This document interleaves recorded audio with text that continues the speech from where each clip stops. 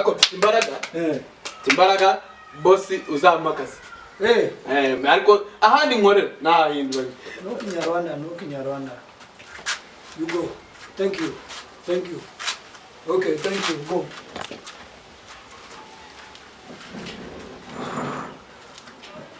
you go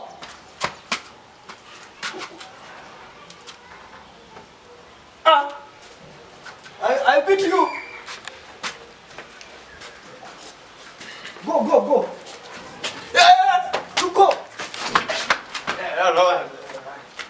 I give you food. You go.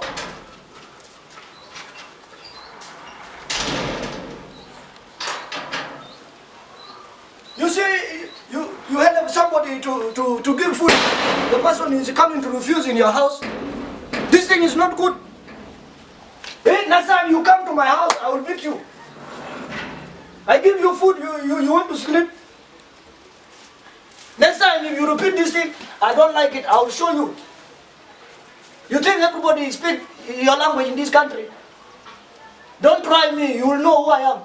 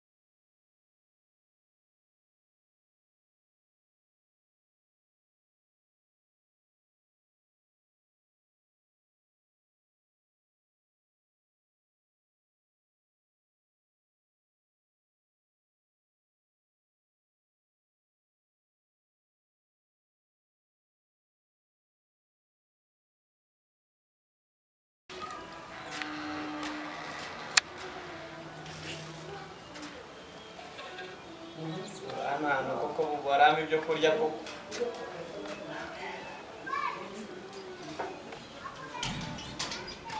baba wankoresheje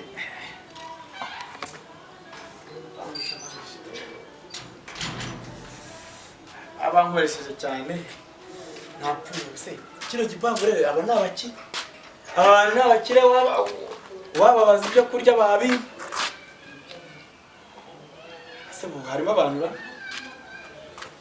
inzara yahise reka nze bakumana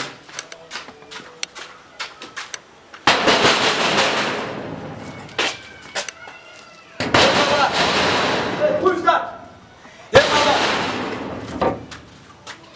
that? What's the problem, sir? Why are you knocking my door like this? Yeah. What is that? Get out! Are you a madman? What's your problem? You're what? No. You get out. What's the problem?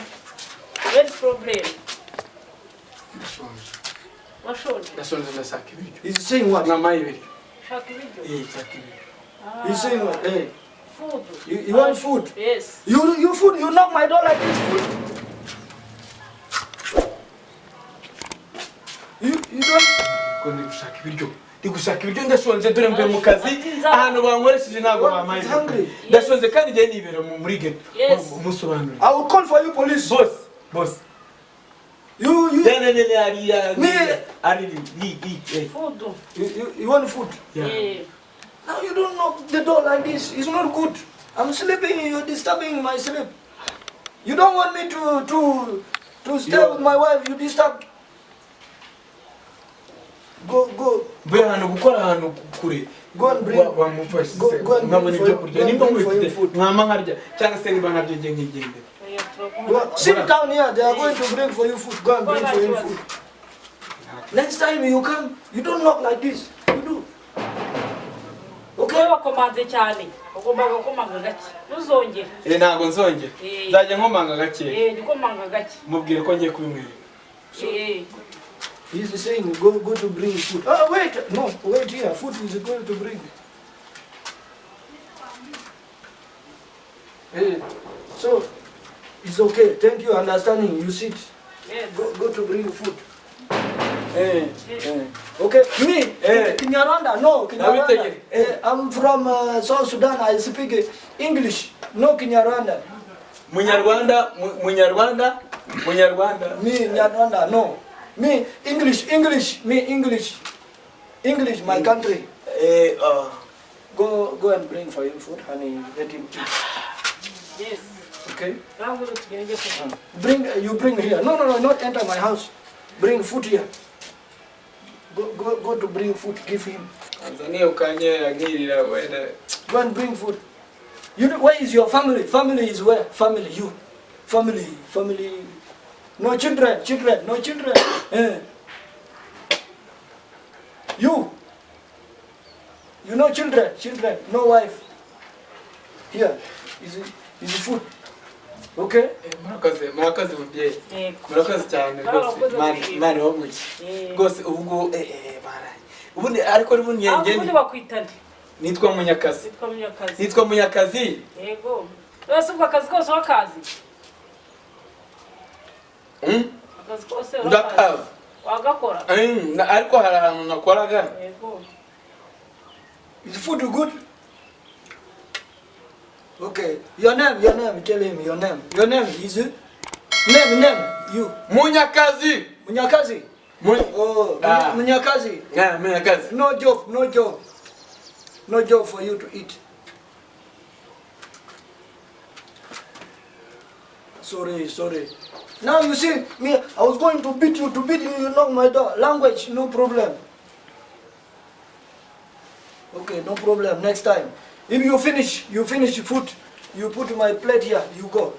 Okay? Is it okay? Slowly. Eat slowly. Slowly. Go slowly. This one will... it's not good. It's okay. Okay? Go slowly. Thank you. You finish? You bring the plate here. You tell him to go. Okay? Yes. Ewe none byo muye n'abanyamahanga. Ose. Munyakazi nzahora n'ibibazo. Aba nkora ndakora gusa ariko ntibangaburira. Ese Munyaka wundi wakoraga hehe? Wakoraga hehe? Nkora kwa mabuza witwa Juliette. Ahantu wakoreraga se ubwo wagira bagura cyangwa wagira basanga? Nababuze. Ubwo saba wimukiye aha ngaha Ako mbisi. bari bambwiye ngo uri buzi.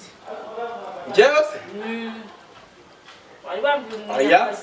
Abari babasasa Munyakazi. Nagari njyewe. Ahubwo jya vuba ugije biyoze yo kwenda ikintu. Ukora. Uretse ushatse kumbwira ko ahangaha ariho musigaye mu? Aha niho twimukiye. Wese mupfana iki n'abariye? Genda umushyitsi naje kubasura. Aba banyamahanga se ko njye ntabwo niyo nkorana gusa njye nagiye nsanga barimute. Aha bimukiye. Nicwa n'inzara akazi nari nakoze. Aha bimukiye. Ubundi bino byo. Honey, please don't talk too much. You don't talk too much. It's finished. Eat quickly. Go. Okay? I want you to sleep. Munyakazi.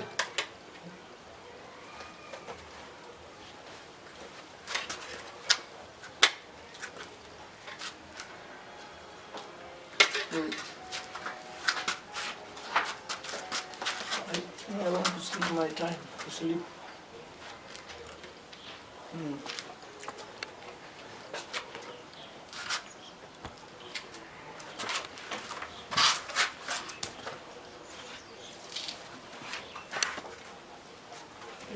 You want to walk? Me, I give you walk, money, walk. In my house here, I give you walk. Finish it, I give you walk. You take mafaranga. Mafaranga? Mafaranga, hey.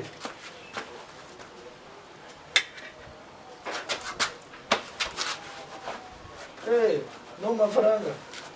Sorry. Tomorrow, you come my house, I give you mafaranga. Job, okay? Okay? It's okay?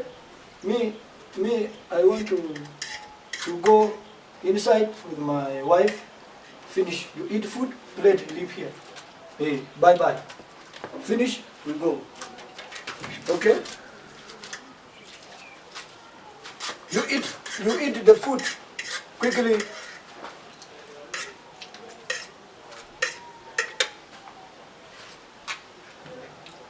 Finish, it's a finish.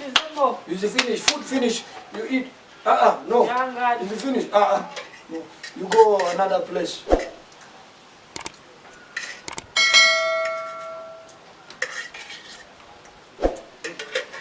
Thank you. It's a finish. It's a finish, it's a finish. You go. It's a finish, food finish. For my family, it's a finish.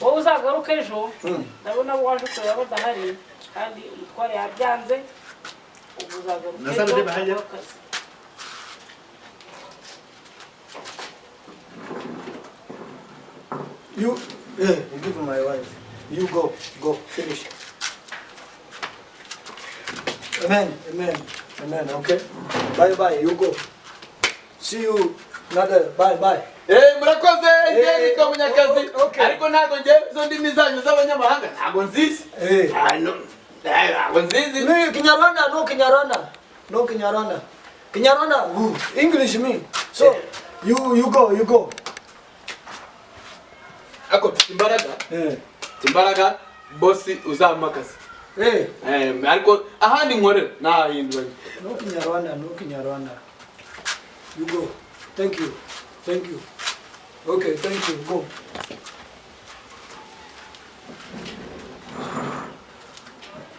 You go.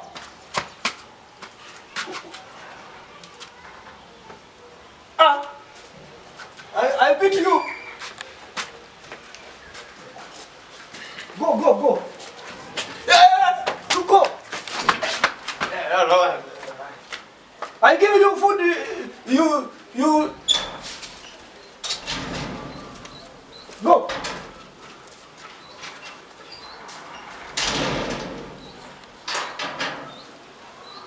You see, you had somebody to give food. The person is coming to refuse in your house. This thing is not good. Next time you come to my house, I will beat you. I give you food, you want to sleep. Next time if you repeat this thing, I don't like it, I will show you. You think everybody speaks your language in this country? Don't try me, you will know who I am.